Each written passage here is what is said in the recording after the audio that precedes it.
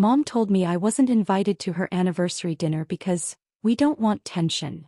The next morning her credit card was declined at the restaurant, the same one I own. When she asked the manager why, he replied, "Your daughter said dinner's on her and she canceled it." Mom didn't just leave me out, she made sure I knew I wasn't welcome. The night before her anniversary dinner, she called me with a voice so calm it felt rehearsed. "We don't want tension," she said, like I was the problem. I didn't argue. I just listened, hung up, and stared at the wall. The next morning I canceled her reservation at my restaurant and flagged her card. I hadn't planned revenge. I'd planned to show up, smile, and pretend everything was fine. But her words changed that. They weren't just dismissive, they were final. And I wasn't going to keep pretending I didn't feel it. Started with that phone call. I was folding napkins at the restaurant, prepping for the next day's brunch rush, when my phone buzzed. Mom lit up the screen. I wiped my hands, took a breath, and answered. "Hey," I said. She didn't waste time. "I wanted to talk about tomorrow." I paused. "The dinner?" "Yes," she said, her tone clipped. "We're keeping it small. Just the immediate family." I blinked. "I am immediate family." She hesitated. We don't want tension at the table." I didn't ask what she meant. I knew. I'd spoken up last month, finally, about how she treated me differently. How I was always the one expected to fix things, pay for things, stay quiet. I'd told her I felt like a guest in my own family. She hadn't liked that. "It's better if you don't come," she said. I didn't argue. I just said, "Okay," and hung up. I stood there for a long time staring at the wall. The silence in the restaurant was thick. I could hear the hum of the fridge, the clink of silverware in the kitchen, but inside everything was still. I wasn't sad. I wasn't surprised. I was boiling. Later that evening I opened the family group chat.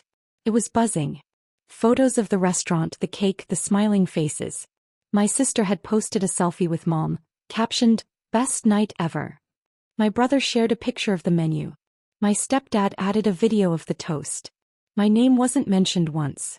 Not even a "miss you." I stared at the screen, heart pounding. I hadn't been forgotten. I'd been erased. That was different. That was deliberate. I scrolled through the messages, each one a reminder that I wasn't part of their picture. Not anymore. I closed the app and sat on the couch, staring into the dark. I didn't cry. I didn't scream. I just sat there, letting the weight of it settle. My mind drifted to last year's anniversary. I'd paid for everything. Booked the venue. Designed the cake. Chose the wine. Mom had hugged me afterward and said, "You're the glue that holds us together." I'd believed her. I'd smiled, thinking maybe things were changing. Maybe I was finally being seen. Now I was the crack they wanted sealed. I couldn't sleep that night. I kept replaying her words. Both sets. "You're the glue, and we don't want tension." I wondered how both could be true. I wondered what changed. Or maybe nothing had. Maybe I just stopped pretending. At dawn I got up. The sky was still dark, the streets quiet. I drove to my restaurant, unlocked the door, and walked inside. The air smelled like fresh bread and coffee grounds. I went straight to the manager's desk and opened the reservation list. There was Mom's name. Party of 6. 7 p.m. I stared at it for a long time. My fingers hovered over the keyboard. I wasn't sure what I was doing. I wasn't sure if it was petty or powerful. But I knew I wasn't going to let them sit at my table and pretend I didn't exist. I picked up the phone and called my manager, Alex. "Hey," I said. "About that reservation for tomorrow. Mom's party." "Yeah, I saw it. Everything's set. Cancel it." He paused. "You sure?" "Yeah. And if she tries to pay, decline the card." Another pause. "Got it."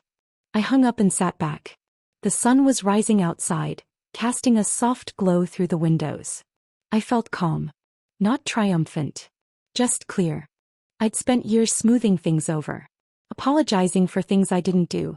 Showing up, smiling, staying quiet. I'd been the peacekeeper. The fixer. The one who made sure everyone else was comfortable, even when I wasn't. But that morning something shifted. I wasn't angry. I wasn't bitter. I was done. I wasn't going to beg for a seat at a table I built. If they wanted tension, I'd give them silence.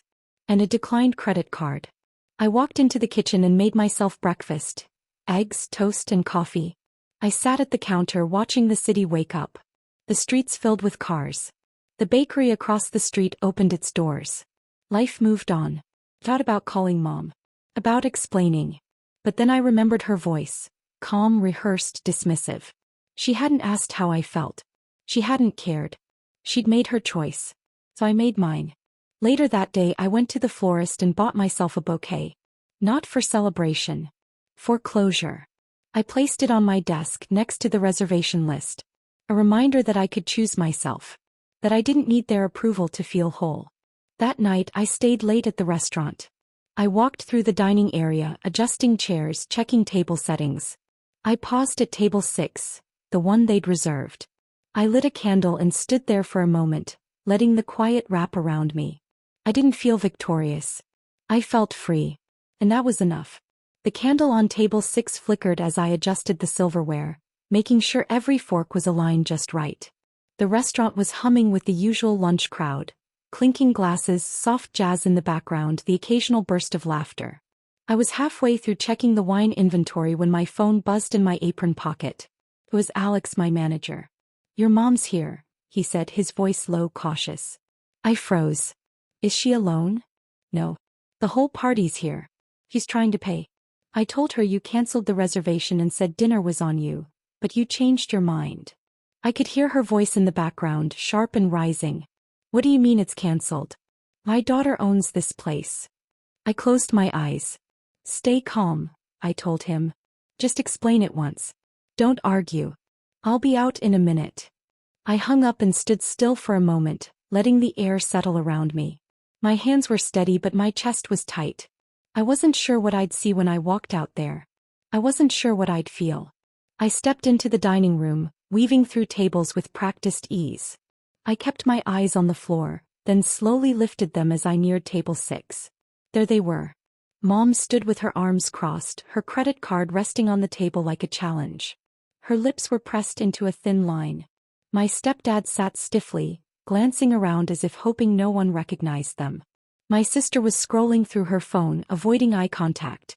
Her husband looked like he wanted to disappear into the leather booth. Alex stood beside them, calm but firm. "As I mentioned, the reservation was canceled this morning.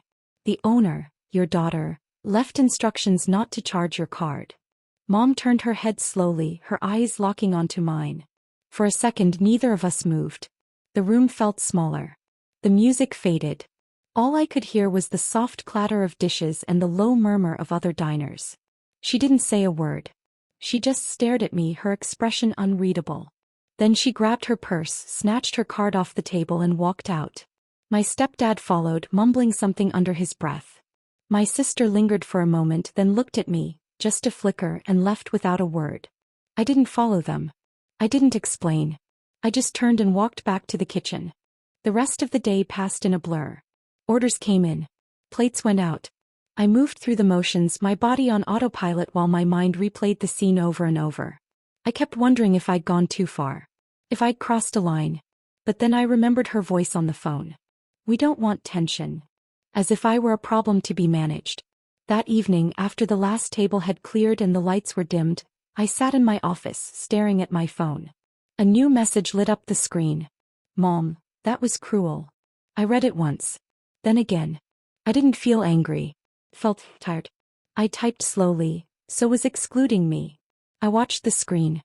The little read notification appeared within seconds. No reply. Just silence. But that was enough. It was the first time I'd said it out loud. To her, at least. I didn't need a response. I just needed to say it. A few minutes later, Maria, one of my servers, knocked on the office door. She peeked in, holding her coat. "Hey," she said gently. "I saw what happened earlier." I looked up, unsure what to say. "You handled it with grace," she added. I gave a small smile. "I don't know if that's what it was." She stepped inside, closing the door behind her. "Sometimes people need to learn the hard way who they're pushing away." I nodded, still unsure how to feel. "It wasn't about revenge." "I know," she said. "It was about respect." That stayed with me. After everyone left, I stayed behind. The restaurant was quiet, the lights low. I walked back out to table 6. The napkins were still folded neatly. The candle had burned down to a stub. I cleared the table myself, then went into the kitchen and made a plate, grilled salmon, mashed potatoes, and a glass of wine. I brought it back to table 6 and sat down. I didn't light the candle again. I didn't toast. I didn't cry. I just ate. Fully. Peacefully. I looked around the room at the tables I'd picked out, the artwork I'd hung, the menu I'd built from scratch. This place was mine. Every inch of it. And for the first time I let myself feel proud of that. I wasn't the black sheep. I wasn't the problem. I was the one who showed up, who built something from nothing, who kept going even when it hurt. They didn't want tension. What they got was truth. And I was finally okay with that. The candle had burned down to a stub, and the last bite of salmon sat untouched on my plate. I leaned back in the chair at table 6, letting the quiet settle around me. The restaurant was empty, the lights dimmed, the air still warm from the dinner rush. I didn't feel triumphant. I felt hollow, but clear. That kind of clarity doesn't come with applause. It comes with silence. I locked up, walked home, and sat at my desk. The journal was already open, a pen resting across the page. I hadn't planned to write. I just needed somewhere to put the weight. But as I stared at the blank lines, my hand moved on its own. It started with a date. Then her name. Then a sentence I hadn't said out loud in years. I don't know if you ever meant to hurt me. The words poured out. Not angry. Not dramatic. Just honest. I wrote about the birthdays I planned that she never acknowledged. The dinners I paid for without a thank you. The times I showed up even when I wasn't invited. I wrote about the silence. Hers, mine, the kind that fills a room and makes you question your worth. I didn't write to accuse her. I wrote to explain myself. To say, this is what it felt like. I wrote about being the buffer between her and my siblings. About being the one who always fixed things, smoothed things, paid for things. I wrote about how exhausting it was to be the glue when no one cared if I cracked. The letter wasn't long. Maybe 2 pages. But every word felt like a release. I printed it, folded it neatly, and placed it in an envelope. I wrote her name on the front. Then I slipped it into my desk drawer beneath old receipts and a half-used notebook. I didn't mail it. I didn't need to. Writing it was enough. It was my way of saying, I see what you did. And I'm done pretending it didn't hurt. That night I slept better than I had in weeks. A few days later I was behind the counter wiping down the espresso machine when I saw her walk in. She didn't look around. She didn't hesitate. She walked straight to the register and ordered a coffee. Just black. No sugar. No cream. The same way she always took it. I nodded at Alex, who stepped aside. I made the coffee myself, poured it slowly, placed the cup on a saucer and walked it over to her table. She was sitting by the window, her purse tucked neatly beside her, her hands folded. I placed the cup in front of her and said, "Let me know if you need anything." She looked up. Her eyes met mine. For a second I saw something flicker. Regret, maybe. Or recognition. "Thank you," she said. It wasn't an apology. But it was something. I walked away, heart steady. I didn't wait for her to say more. I didn't sit down. I didn't ask how she was. I just let the moment be what it was. Quiet, simple enough. She stayed for 20 minutes. Didn't speak to anyone. Just sipped her coffee, stared out the window and left without a word. I didn't check the drawer when I got home. I didn't reread the letter. I didn't need to. The next morning I opened the restaurant early. The sun hadn't fully risen and the air smelled like fresh dough and cinnamon. I stood in the doorway watching the light stretch across the floor and felt something shift inside me. I wasn't waiting anymore. Not for her to change. Not for her to explain. Not for her to see me. I'd spent years trying to earn love that came with conditions. Years trying to be enough. To be useful. To be the one who made everything okay. But I was done. I didn't rebuild the bridge. I didn't chase reconciliation. I didn't send the letter. Instead, I chose boundaries. I chose peace. I chose myself. And in that choice I found something stronger than revenge, freedom. It didn't come with fireworks. It came with quiet mornings, with coffee made just right, with a restaurant that felt like home. It came with knowing that I could be whole without her approval. It came with letting go. And that, finally, was enough.